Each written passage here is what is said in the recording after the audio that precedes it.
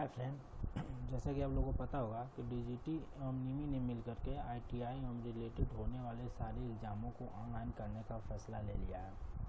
इसके संदर्भ में उसने बहुत से ऑनलाइन स्टडी मटेरियल भी प्रोवाइड कराए हैं और साथ ही ये चीज़ें भी कंफर्म कर दिया गया है कि आने वाले आगामी एग्ज़ामों में 30% से लेकर के 75% तक क्वेश्चन इन स्टडी मटेरियल से रिलेटेड होंगे।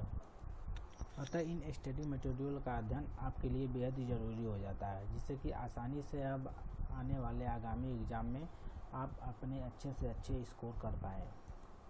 मैं आपको विश्वास दिलाता हूँ कि इन स्टडी मटेरियल का अध्ययन करने के बाद आप अपने सब्जेक्ट में मैक्सिमम से मैक्सिमम अंक गेन कर पाएंगे। यह मैं ऐसे नहीं कह रहा हूँ, मैंने डीजीटी के वेबसाइट एवं उससे रिलेटेड सारे नोटिफिकेशन को पढ़ा हूँ और साथ ही मैं आईटीआई वाले बच्चों को पढ़ाता भी हूँ। ठीक है, इसलिए मैं अपने अनुभव के आधार पर एवं अपने यह कह सकता हूँ कि इन क्वेश्चन का अध्ययन करने के बाद आप अच्छे से अच्छे अंक गेन कर पाएंगे। तो चलिए शुरू करते हैं आज का अपना पहला सेशन। यहाँ आप जो भी क्वेश्चन देखेंगे वो सारे क्वेश्चन आपको डीजीटी के वेबसाइट पर मिल जाएंगे और ये क्वेश्चन कहीं ना कहीं आपके एग्ज़ाम की दृष्टि से बहुत ही महत्वपूर्ण है। दोस्तों, निमी ने ये क्वेश्चन केवल इंग्लिश लैंग्वेज में ही प्रोवाइड कराए हैं, तो यहाँ हम आपको इंग्लिश लैंग्वेज के साथ साथ इसका हिंदी भी बताते चलेंगे, जिससे कि आपको समझने में कोई भी प्रॉब्लम ना हो। तो पहला क्वेश्चन है, ए रिज्यूम शुड बी, मतलब पूछ रहा है कि एक रिज्यूम होना चाहिए।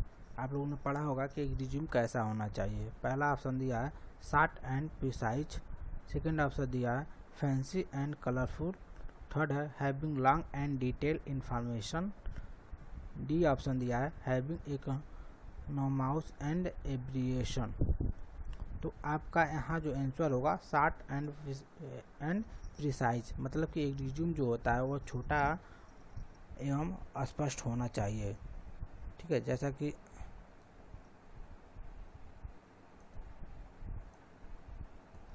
ये ऑप्शन आपका सही होगा। सेकेंड क्वेश्चन है, a written description of duty and responsibility to be carry out in a job is called, यानी पूछ रहा है कि वो रिटेन डॉक्यूमेंट जिसमें आपकी ड्यूटी और उससे रिलेटेड रिस्पॉन्सिबिलिटी के बारे में बताया गया है, उसको क्या कहा जाता है। वो होता है आपका जॉब डिस्क्रिप्शन, यानी ऑप्शन बी आपका सही होगा। ठीक है, तीसरा क्वेश्चन है, a written description of duty and responsibility to be carry out in a job is called. ये दूसरा वाला ही क्वेश्चन है जो कि रिपीट कर दिया गया है। दोस्तों, ये क्वेश्चन मैं कोई अपने आप से नहीं बनाया हूँ, ये सारे क्वेश्चन आपको bharatski.com पे मिल जाएंगे, जो कि डीजीटी और निमी का ही एक वेबसाइट है। अगला क्वेश्चन देखते हैं, हम दिया है after receiving interview call what is the next step, यानी पूछ रहा है कि एक इंटरव्यू कॉल लेटर को रिसीव करने के बाद आपका अगला स्टेप क्या होना चाहिए। तो जाहिर सी बात आप क्या करेंगे, अपीयर एट द इंटरव्यू, मतलब कि आप इंटरव्यू में शामिल होंगे, यानी कि आपका सी आंसर सही होगा। अगला क्वेश्चन है, choose suitable WH word for the given sentence, दिया space animal do you like. यहाँ पूछ रहा है कि आपको एनिमल पसंद है, तो जाहिर सी बात है किसी से कुछ क्वेश्चन आपको पूछना हो कि एनिमल आपको पसंद है, तो सामने क्वेश्चन उठता है ना कि कौन सा एनिमल पसंद है, तो कौन से के लिए कौन सा WH वाला शब्द यूज करते हैं हम लोग, तो होता है विच मतलब होता है कौन सा। ठीक है, तो यहाँ क्या भरा जाएगा, यहाँ भरा जाएगा which animal do you like. फिर होता है वाई मतलब, यानी कि आपका ए आंसर सही है। अगला क्वेश्चन है, choose the correct pronunciation mark after the word Rohan in the given sentence. Rohan, divide and Ram are playing hide and seek. तो यहाँ रोहन और राम के बीच में हम कामा का उपयोग करते हैं, इसलिए आपका ए ऑप्शन सही होगा। अगला क्वेश्चन है, choose the correct response for the given question, मतलब आपसे कोई क्वेश्चन पूछ रहा है हाउ हैव यू बीन, यानी कि कोई आपसे आपके बारे में पूछ रहा है तो आप क्या जवाब देंगे? आप पहले कहेंगे ना वेरी वेल एंड यू, यानी कि यहाँ पर आपका ऑप्शन होगा ए ऑप्शन सही होगा। वहीं सेकेंड ऑप्शन देखा जाए थैंक यू एंड यू, मतलब कोई आपको धन्यवाद बोले तब आप उसको थैंक यू, मतलब या फिर आप किसी पे कोई एहसान करते हैं बदले में अगर वो आपको थैंक यू बोलता है, ठीक है।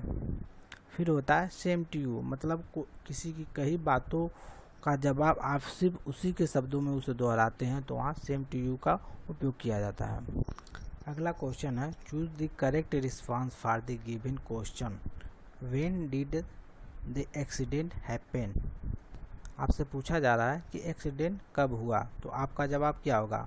यानी यहाँ आप टाइम के बारे में पूछा जा रहा है, ठीक है, या फिर टाइम पीरियड, तो यहाँ आपका जवाब क्या होगा? एट 10:13 लास्ट नाइट, यानी कि आपका सी ऑप्शन सही होगा। अगला क्वेश्चन है choose the correct tense for the verb, यानी कि म्यूजिक व्हेन आई चाइल्ड, यानी मैंने म्यूजिक कब सीखा, तो जाहिर सी बात है यहाँ हम लर्न का उपयोग क्या होगा कर सकते हैं? बिल्कुल नहीं कर सकते हैं, ठीक है। यहाँ हम किसका उपयोग करेंगे? लर्न का उपयोग करेंगे, ठीक है। मतलब कि लर्न का उपयोग उन सेंटेंस के लिए या फिर उन बातों के लिए किया जाता है जो कि मतलब कि पास्ट में, ठीक है, यानी बीते हुए समय में हम अपने अभ्यास के जरिए सीखते हैं, ठीक है, या फिर अपने मेहनत या अभ्यास के जरिए चीज़ों को सीखते हैं, उसके लिए यहाँ लर्न का उपयोग किया जाता है। और तो वहाँ पूछा ना कि I learned music when I was child, ठीक है। अगला क्वेश्चन है curriculum beta is also no age. एक क्वेश्चन तो बहुत आसान है, लगभग सभी लोग जानते होंगे कि सीवी को एक और नाम से जाना जाता है, ठीक है। वो क्या होता है? जाहिर सी बात है उसे क्या कहते हैं? रिज्यूम कहते हैं, यानी कि आपका ए ऑप्शन सही होगा। अगला क्वेश्चन है curriculum beta is also no age, same question है जो कि रिपीट हो गया है, ठीक है, बी ऑप्शन आपका यहाँ पर सही होगा। फिर बोला है fill in the blank with comparative adjective, लिखा है your pencil is the dash than mine, यानी कि यहाँ की दो लोगों के पेंसिल में तुलना की जा रही है, ठीक है। तो यहाँ कौन सा सही शब्द उपयोग होगा? क्या होगा? शार्पर, मतलब कि आप पूरा सेंटेंस तब हो जाएगा your pencil is sharper then mine, मतलब तुम्हारा पेंसिल जो है मेरे पेंसिल से ज़्यादा नुकीला है, यानी कि आपका बी ऑप्शन सही हो जाएगा। अगला क्वेश्चन है fill in the blank with the correct future tense of the verb. Sentence दिया है be to the zoo after breakfast, यहाँ ऑप्शन को देखेंगे वेंट, वेंट जो होता है पास्ट फॉर्म में हुआ है और यहाँ में क्या किस फॉर्म में बोला है? फ्यूचर में। तो आपको पता होगा कि फ्यूचर टेंस जो होता है उसमें हमेशा हम लोग विल का उपयोग करेंगे, ठीक है। और उसके अलावा और कोई भी ऑप्शन ऐसा नहीं दिख रहा है जो कि यहाँ सूटेबल हो, तो आपका यहाँ डी ऑप्शन सही हो जाएगा, ठीक है। अगला क्वेश्चन है fill in the blank with the correct word. यहाँ आप लोगों को पता होगा कि हमेशा जो होता है कि ही और सी के साथ इज का उपयोग किया जाता है, आई के साथ एम का उपयोग किया जाता है, यू और दे के साथ आर का उपयोग किया जाता है, ठीक है। और पास्ट टेंस में ही और सी के साथ वाज का उपयोग किया जाता है, तो यहाँ दे के साथ क्या उपयोग किया जाता है? दे के साथ आर का उपयोग किया जाएगा, यानी कि आपका सी ऑप्शन सही होगा। अगला क्वेश्चन है fill in the blank with the present progressive tense of the verb, यानी कि यहाँ अगर प्रेजेंट प्रोग्रेसिव टेंस की बात किया जाए तो प्रोग्रेसिव मतलब जो चीज़ें चल रही हैं जिसको हम एक और नाम से जानते हैं प्रेजेंट कंटिन्यूअस टेंस के नाम से। तो आपको पता होगा कि प्रेजेंट कंटिन्यूअस टेंस में क्या होता है? वर्ब के साथ आईएनजी फॉर्म का उपयोग किया जाता है, ठीक है। बट एक प्रेजेंट की बात कर रहा है तो प्रेजेंट में क्या होगा? जाहिर सी बात है क्या होगा? इज, यानी कि is plus verb plus ING, ठीक है। तो यहाँ आपका बी ऑप्शन सही होगा, ठीक है। फिर अगला क्वेश्चन है fill in the blank with the proper interrogative adjective. तो यहाँ हम देखेंगे कि निम्न में से कौन से एडजेक्टिव का उपयोग यहाँ पे क्वेश्चन पूछने के लिए किया जा रहा है। तो हम सेंटेंस जब पढ़ेंगे तो लिखा है आर यू गोइंग, तो जाहिर सी बात है सेंटेंस को लग के हमारे दिमाग में सीधा आ रहा है कि कोई क्वेश्चन पूछ रहा है कि आप कहाँ जा रहे हो। तो कहाँ के लिए कौन सा शब्द उपयोग किया जाता है, वेयर आर यू गोइंग। फिर अगला एक शब्द यहाँ दिया है हु का मतलब होता है कौन।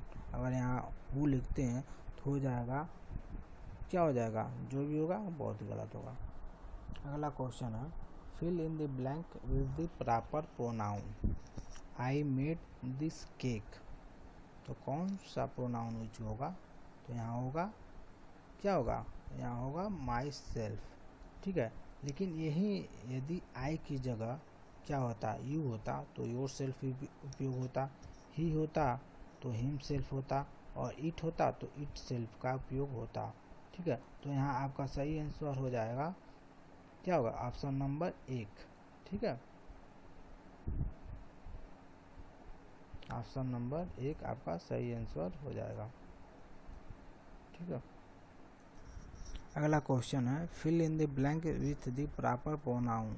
यानी कि एक क्वेश्चन तो ठीक पिछले वाले क्वेश्चन की तरह है, अंतर बस इतना है, यहाँ आई था तो क्या यूज किया गया था, माई सेल्फ, और यहाँ क्या है, सी है, तो सी के लिए क्या उपयोग होगा बताइए, सी का के लिए क्या उपयोग होगा, सी के लिए होगा हर सेल्फ, ठीक है। यानी आपका सी ऑप्शन यहाँ पर सही हो जाएगा। क्वेश्चन नंबर 19, ये भी सेम क्वेश्चन की तरह है, ठीक है। तो देखते हैं fill in the blank with the proper reflective pronoun, ठीक है। सी वाज हॉट, तो जाहिर है सी का उपयोग हुआ तो रिफ्लेक्टिव और रिफ्लेक्सिव प्रोनाउन जो इसके लिए उपयोग होगा वो क्या होगा, हर सेल्फ हो गया, यानी कि आपका बी ऑप्शन यहाँ पर सही हो जाएगा। अगला क्वेश्चन है fill in the blank with the suitable adjective for the given sentence. The little girl dash I revolve her mischief. यहाँ रिवॉल्व का मतलब ये होता है कि आंखें टिमटिमाना है। कई बार आपने सुना होगा कि तुम्हारी आंखों में मुझे प्यार नज़र आता है वगैरह वगैरह, फिर तुम्हारी आंखों में मुझे डर नज़र आता है। तो वही कह रहा है कि the little girl I revolve her mischief, ठीक है। तो यहाँ जो एडजेक्टिव उपयोग होगा वो क्या होगा, ट्विंकलिंग, ठीक है, मतलब टिमटिमाना, तुम्हारी आंखों की चमक से मुझे पता चल गया, ठीक है। नहीं, अगला क्वेश्चन है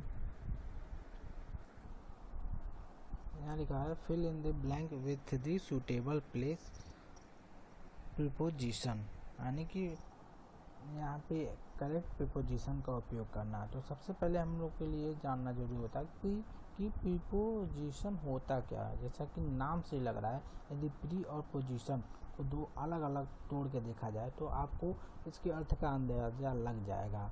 यानी इसका काम होता है दो ऑब्जेक्टों के बीच, ठीक है, उनकी स्थिति के आधार पर संबंध स्थापित करना, ठीक है। तो लिखा है माई हाउस इज, क्या होगा, तो यहाँ पर जो करेक्ट प्रीपोजिशन उपयोग होगा वो होगा ऑन, ठीक है, ऑन द 3rd फ्लोर।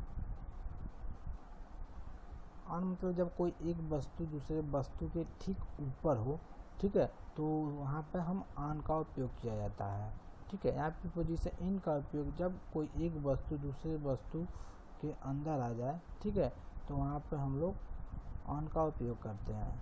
फिर होता है अंदर, जब एक वस्तु दूसरे वस्तु से पूरी तरह से घिरी हो, ठीक है, या फिर उसके अंदर समाये तो वहाँ पर अंडर का उपयोग किया जाता है।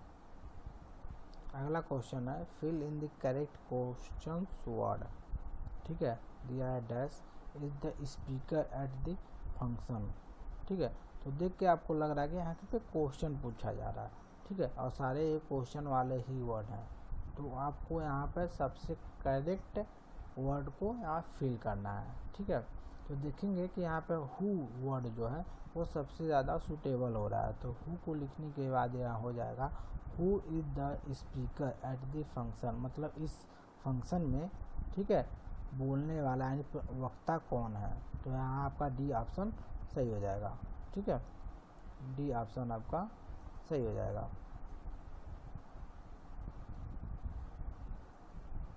अगला क्वेश्चन है low level language is also called, यानी यहाँ कंप्यूटर से रिलेटेड लैंग्वेज के बारे में पूछा जा रहा है। जैसा कि आपको पता होगा कि लैंग्वेज जो होती है जो कंप्यूटर के संदर्भ में हम लोग यूज करते हैं वो दो प्रकार की होती है। ये होती है लो लेवल लैंग्वेज और सेकेंड होती है हाई लेवल लैंग्वेज।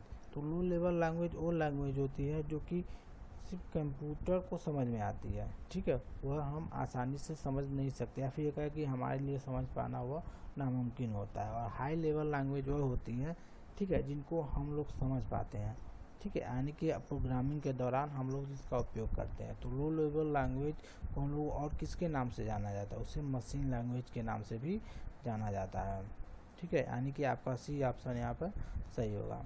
अगला क्वेश्चन है प्रोनाउंसिएशन रेफर टू, यानी यहाँ आपसे पूछ रहा है प्रोनाउंसिएशन किससे रिलेटेड है। तो जाहिर सी बात है प्रोनाउंसिएशन का संबंध जो है कि प्रोडक्शन ऑफ साउंड, मतलब किसी वर्ड का उच्चारण हम किस प्रकार से करते हैं यह उससे रिलेटेड है। कभी कभी आपने सुना होगा कि आपका प्रोनाउंसिएशन गलत है, ठीक है, आपने जो वर्ड बोला उसका उच्चारण गलत है, यानी कि यहाँ उच्चारण से मतलब कि उसके साउंड से है, आप उस साउंड को कैसे जनरेट करते हैं। तो इस प्रकार आपका डी ऑप्शन यहाँ पर सही हो जाएगा। क्या होगा, प्रोडक्शन ऑफ साउंड। दोस्तों आज हमने एम्प्लॉयबिलिटी स्किल के कुछ क्वेश्चन को देखा है जो कि भारत स्किल के वेबसाइट पर उपलब्ध है, ठीक है, इसको आप भारत स्किल एवं डीजीटी के वेबसाइट पर जाके भी देख सकते हैं। और आप यहाँ देख पा रहे होंगे कि यह निमी क्वेश्चन बैंक जो कि निमी द्वारा जारी किया गया है से ही लिया गया है। आशा करता हूँ आपको ये मेरा सेशन पसंद आया हुआ होगा। हमें मोटिवेट करने के लिए हमारे चैनल को लाइक, शेयर और सब्सक्राइब करें ताकि मैं इससे भी अच्छी वीडियो आप तक बेहतर तरीके से पहुंचा पाऊं, जिसको देखने के बाद आप अपने एग्ज़ाम में बेहतर से बेहतर परफॉर्मेंस कर पाएँ। Good bye.